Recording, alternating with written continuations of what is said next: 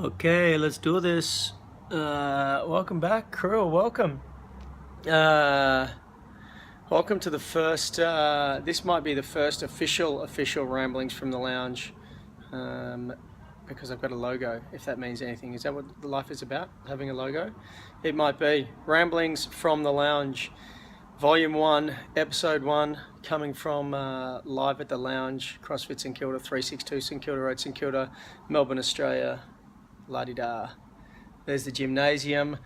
There's our full ghetto doormat because we've got a shit ton of roadworks going on.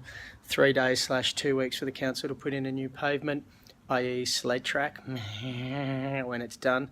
Anyway, we move on. Let's just place this over here so we can get full vantage. First things first, the official drink of Ramblings from the Lounge. Minor figures, cold brew, coffee, my favorite chocolate. I love my chocolate. Sweet, salty, caffeinated goodness. Most people know my issues with coffee in terms of my adrenal fatigue. It's not good for me. It makes me very lethargic and very sleepy. Generally, I'll have a coffee and I want to just lay down and have a nap. But I have found that if I drink cold brew, it's a little slower on the uptake or the downtake, whatever it is. It's a little slower going into the body, so I don't get the massive crash that I'd normally get if I drank Regsy's coffee, i.e. hot coffee brewed from a machine, whatever. I'll bring this closer. Too far away. Sorts of news. What's the haps? Where are we at? What's the date? March 9? March 9, is that right? Yep. We are 2 weeks into the 2017 CrossFit Open. So we've had 2 of 5 workouts. The third workout to be released tomorrow at midday Australian Pacific time. It's good fun for those that give a fuck, that care, whatever. It's 5 weeks of workouts to ultimately determine the fittest in the planet for the year of 2017. On the non-essential leaderboard side of it, I'm currently ranked 132nd out of the old dogs on the planet at the moment after 2 weeks. That's the men's Masters 44 division. Yeah, tough blokes, old blokes. So 132 in the world. The top 200 qualify for the regionals, which you'll do at your own gym, I think 3 weeks after the Open's complete. So a few more weeks, but no doubt the barbells or the weights are going to get very heavy, which will tend to put me at a fairly big disadvantage, being that I'm only 65 kilos. But I shall do my best and keep on chipping. I do enjoy it. My body's moving well. I'm in a good headspace. I'm enjoying pushing myself to be more competitive with myself. Getting into that headspace where I do genuinely tell myself to keep pushing, to not give up, to prove it to myself and to prove it to others around me. Maybe not so much prove it, but be a role model is probably one of the things that I aspire to do when I'm doing my CrossFit or my training, whatever it is. I do try and lead by example. If that means trying to firstly improve how well I move, that would be my first priority.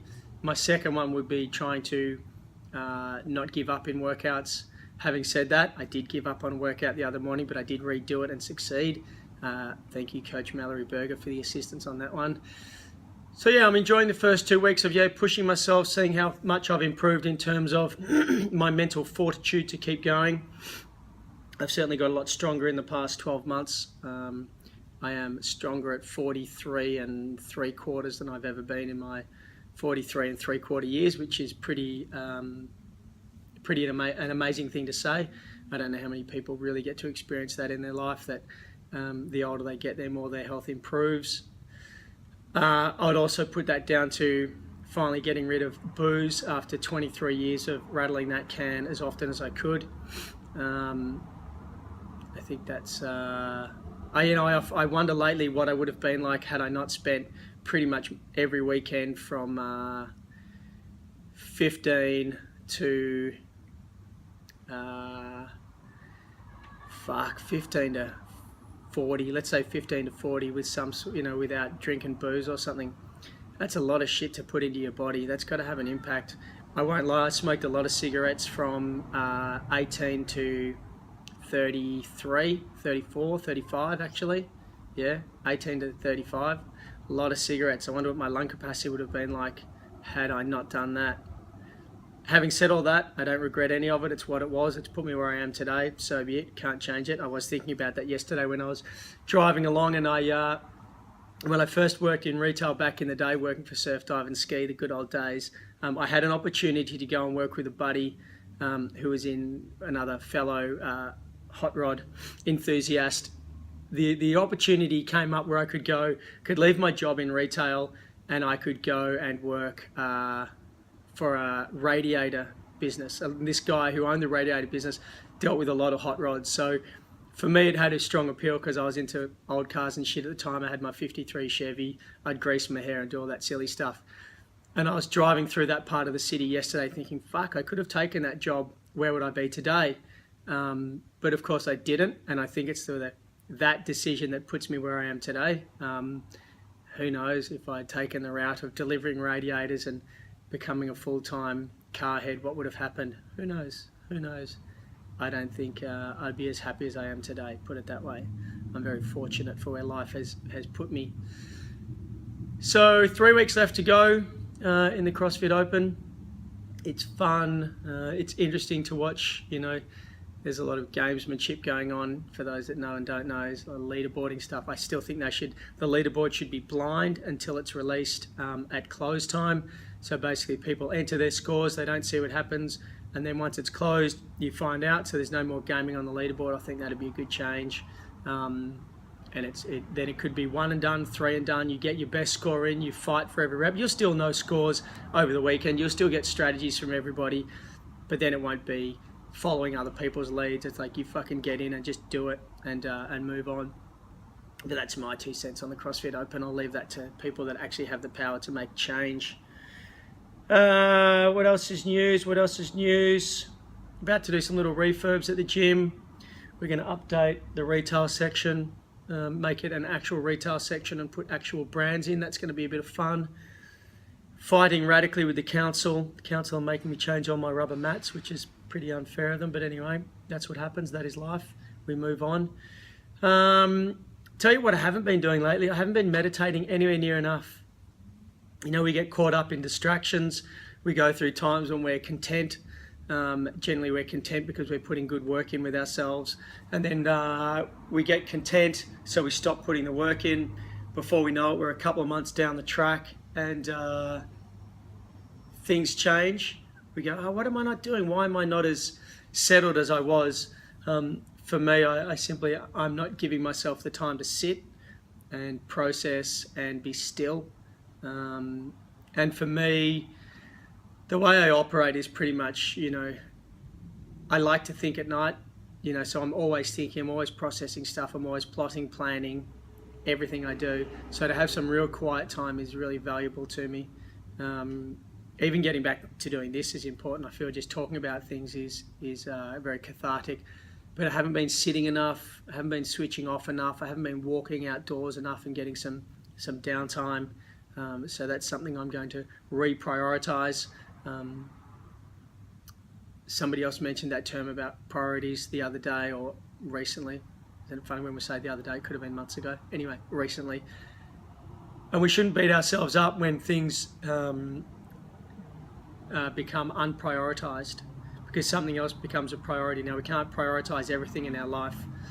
Otherwise, we'd be more of a basket case than we may already be. So I simply say to myself, well, I haven't prioritized my meditation or my sitting lately. I've prioritized spending time with other people in my life. I've prioritized my training. I've prioritized putting effort back into the gym and my members, who are 9 times out of 10 the highest priority in my life, besides feeding. I love that. That is my priority, is food. So I'm going to shuffle my meditation and stillness slightly back up the priority list a little bit. Hopefully it's not that I don't feel grounded, but I certainly feel a lot of static up in the head, and actually a lot of static in my soul and my spirit when I'm not sitting and being still. You know, it's like this constant buzz of energy. and it's rarely switched off. Even when I'm sleeping, although I am sleeping quite well, I've given myself a new sleep mantra, which is I remind myself that sleep's really important to me. I've done everything I need to do for the day. I do a quick list of what I've achieved during the day, and I just do that in my head. And then I have a little challenge with myself to see how deep I can go when I sleep. And I sometimes imagine I only had 10 minutes to sleep. How deep could I get myself in 10 minutes, which used to be a trick when I was training for triathlon. In between training sessions, like, right, I'm going to just lay down on the couch. I'm going to go deep, deep, deep for 10 minutes. So I practice that when I sleep these days, and it works quite well. And if I snap awake again, I'd go through the same process. Sleep's important. There's nothing to worry about. You've done everything on the list. See how deep you can get when you go to sleep. So that's cool. That's been helping me sleep. So that's helping with my lack of sitting still, that I'm sleeping well.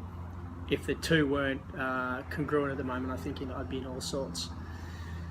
Got some other little projects on the go, some things I've been working on for a couple of years. They'll hopefully be revealed in more forms and guises over the next few months. I'm also trying to get out of the habit of saying more than I'm doing. It's good to keep your plans close to your heart rather than I definitely used to fall into the trap of saying before doing, and the process of saying was more important than the doing, and I'm trying to shift that a lot these days in my life and become more of a doer than a sayer. I think my friend Tate Fletcher in Venice Beach, California, he's not from Venice, I know that, but that's where I know him, that's where I meet him. He put up a little thing a while ago, said there's entrepreneurs and there's wantrepreneurs.